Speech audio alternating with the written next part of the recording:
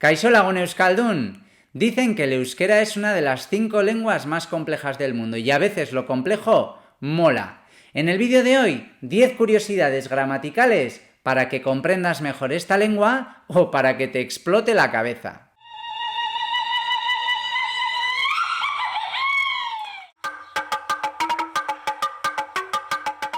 El alfabeto vasco se compone de 27 letras. A, B, C, D, E, F, G, H, I, J, K, L, M, N, Ñ, O, P, Q, R, S, T, U, V, V bikoitza, Ixa, Y, A, Z.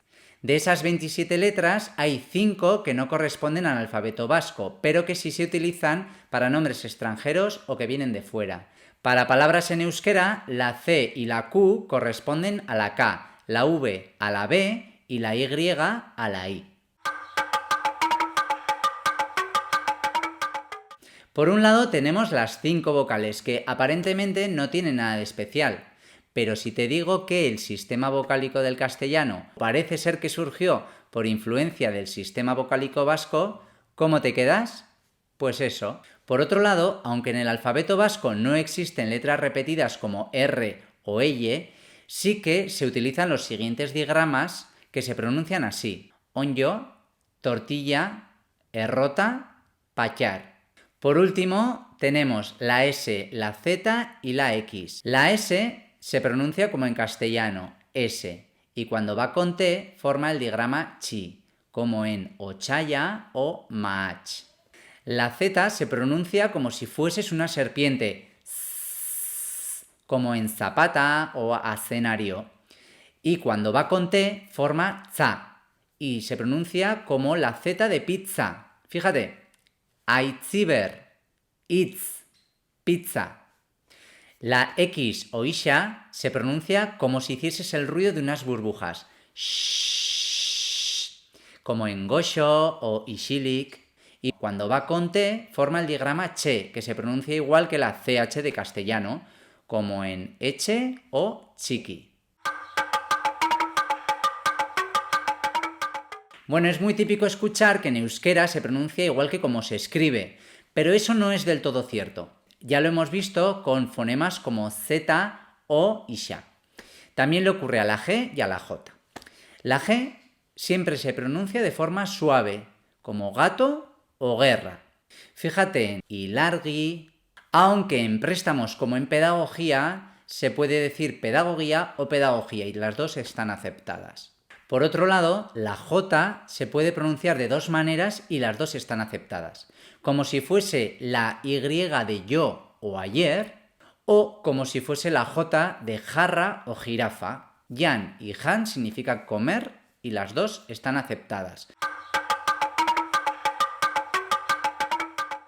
Es muy común escuchar que la ñ en euskera no existe, pero eso no es realmente así, porque sí que existe en palabras como ñabardurá, andereño o iruña, aunque es verdad que son muy pocas las palabras que llevan ñ, y en euskera lo propio es escribir in y pronunciar ñ, como en baña, iriña o gañean. Este efecto se llama palatalización y ocurre también con il, que se pronuncia elle, como en illabete, hoyo o billatu. En euskera no hay tildes, pero ojo, en euskera también existen normas de acentuación y tienen su guasa. Para sonar como un buen euskaldún, sigue la siguiente norma de forma general. En palabras de 2 sílabas se acentúa la segunda empezando por la izquierda, como mutil o lagún. Kaixo lagun euskaldun. Y en palabras de 3 o más sílabas se acentúa la segunda empezando por la izquierda y la última. Sí, ya sé que tener 2 acentos en la misma palabra suena un poco raro, pero el euskera es diferente. Veamos unos ejemplos. Ikusi, mutilla, irakasle, telebista, irakaslea, emakumea.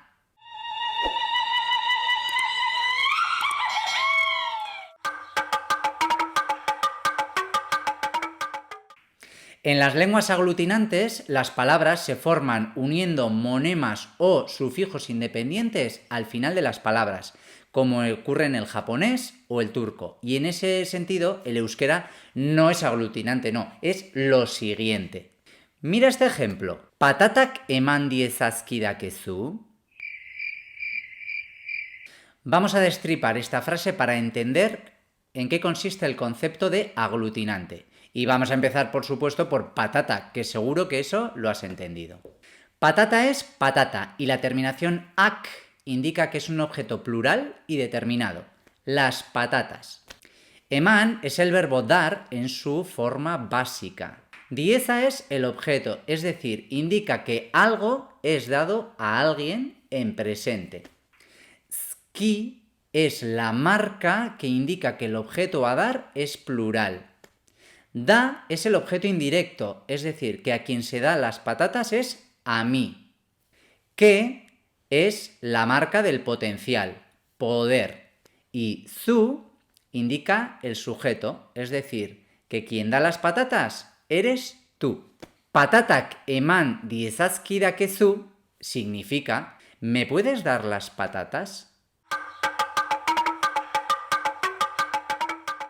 Bueno, se viene uno de los puntos calientes del euskera, la declinación. En euskera todas las palabras se pueden declinar, es decir, todas se pueden modificar añadiéndoles un sufijo o una marca al final, la cual va a cambiar su significado en la oración. Son algo así como las preposiciones del castellano. Fíjate en este ejemplo.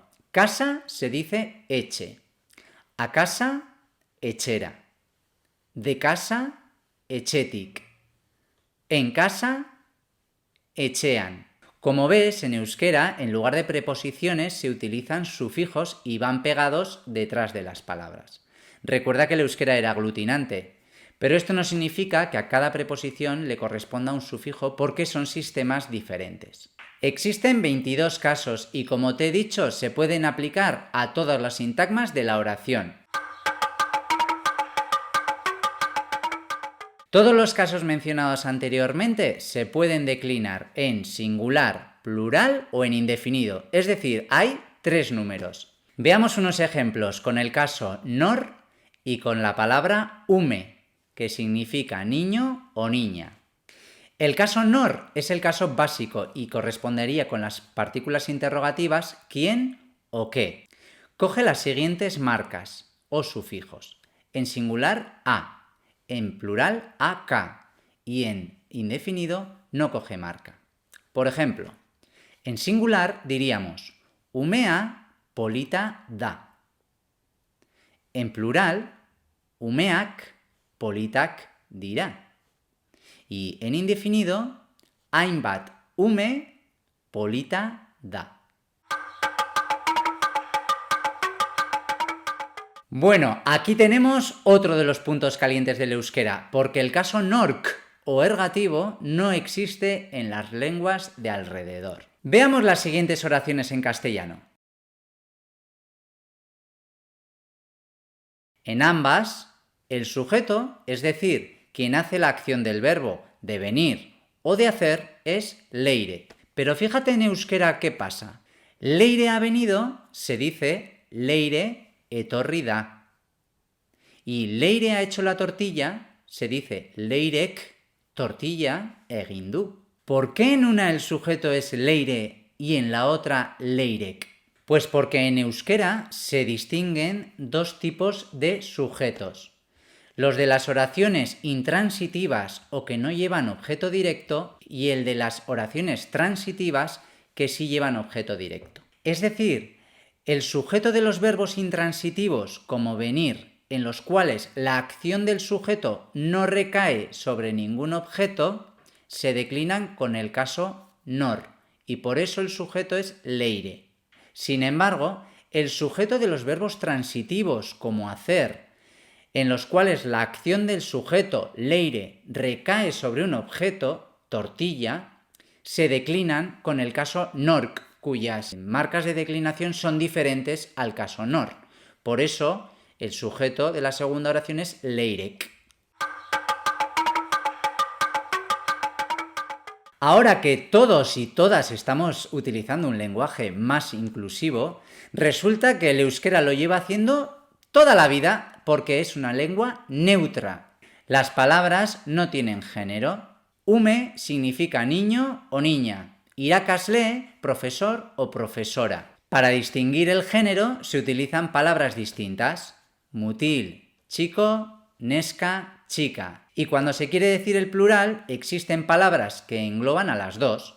Aita es papá y amá, mamá. Padres se dice gurasoak, que engloba al papá y a la mamá. O se utilizan palabras compuestas. Aitón es abuelo, amona, abuela. Y para decir abuelos se dice aiton amonak, que se engloba al abuelo y a la abuela. ¡Maravilloso! Pues estas han sido las 10 curiosidades gramaticales del euskera. Si te ha gustado, pincha en el like y nos vemos en el próximo vídeo. ¡Agur lagun euskaldun!